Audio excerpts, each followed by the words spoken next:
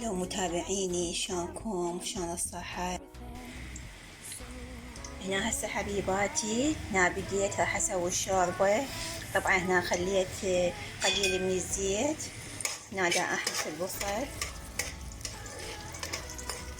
بس يصير لونه على ذهبي، واخلي العدس. انا العدس هنايا غاسلته ومصفيته من المي.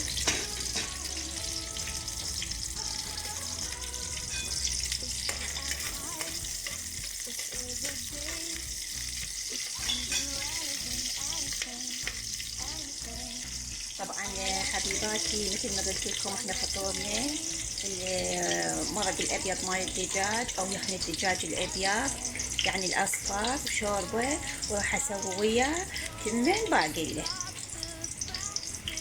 حبيباتي ادعموني بالقناه ولا تنسوني من اللايك والاشتراك وتفعيل الجرس حتى يوصلكم كل جديد. مع السلامه.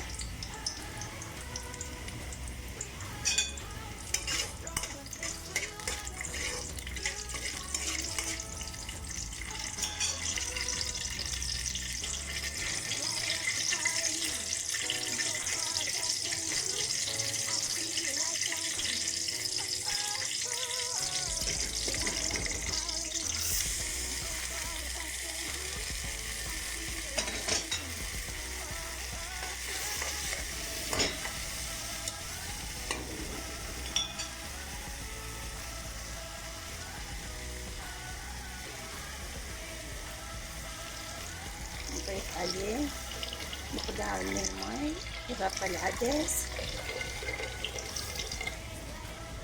حتى يفور ونصيه على كيفه يستوي. وراجعت لكم.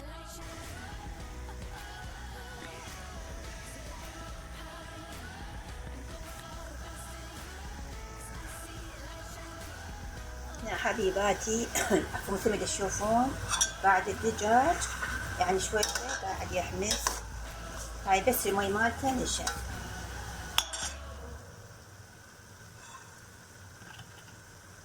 اضيف له ملعقتين مال الزيت،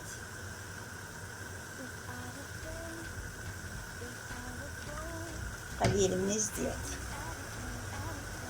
هنا عندي التوابل، ورق الغار، كركم، كمون، بهارات تشريب مال دجاج اصفر.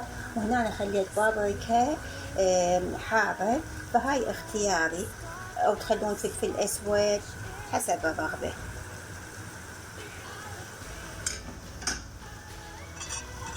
هنا نضيف ثومي نكهة نحمس بيه، اما ياخذ لون الشقار والحمسة، وبعدين نضيف له المي.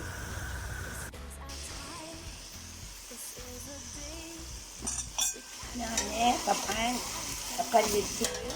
طبعا صار لونه على شقار، ابقى احمس فيه. شوفوا شلون صار لونه، خليه ياخذ له حمسة زينة.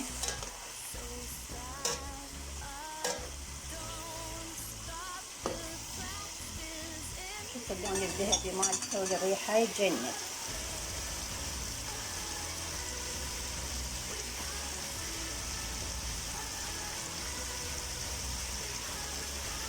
هسه ورا هاي الحمسة وتابعيني اضيف له المي.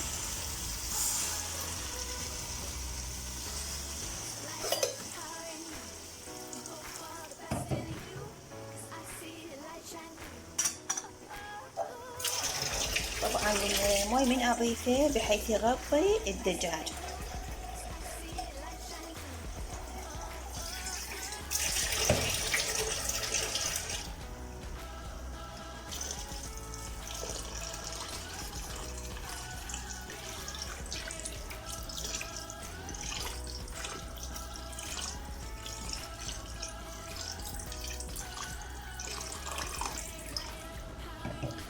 طبعا ياخذ له اول الفور استوى واضيف له الملح، وبعدين اخليه يتقدر انس الطباخ، يبقى حوالي ساعة او اقل ساعة.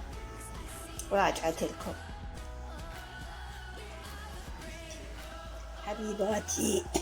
حبيباتي متابعين، وهذا الشكل النهائي للشوربة.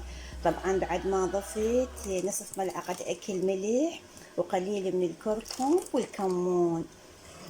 هذا شكلها النهائي. هسه عم خليتها ونصيتها. بسهامكم والعافية.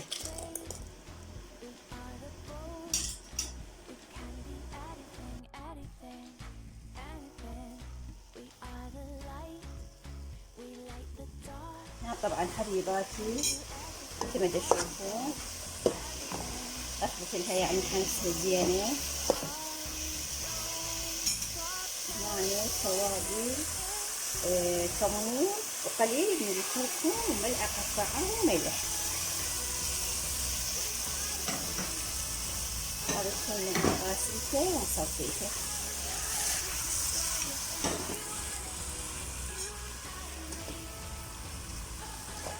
نقلب فيه.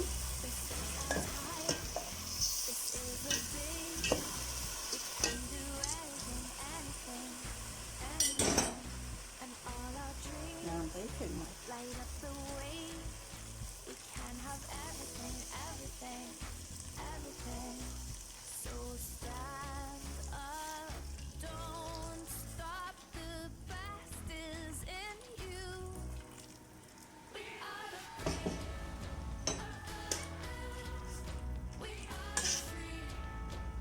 طبعا اول فورة ما يفور النصي ونعوفه يتهدى على كيفه. تابعيني.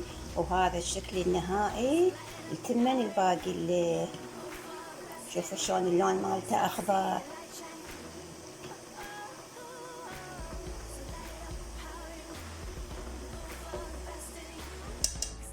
سهمكم العافية.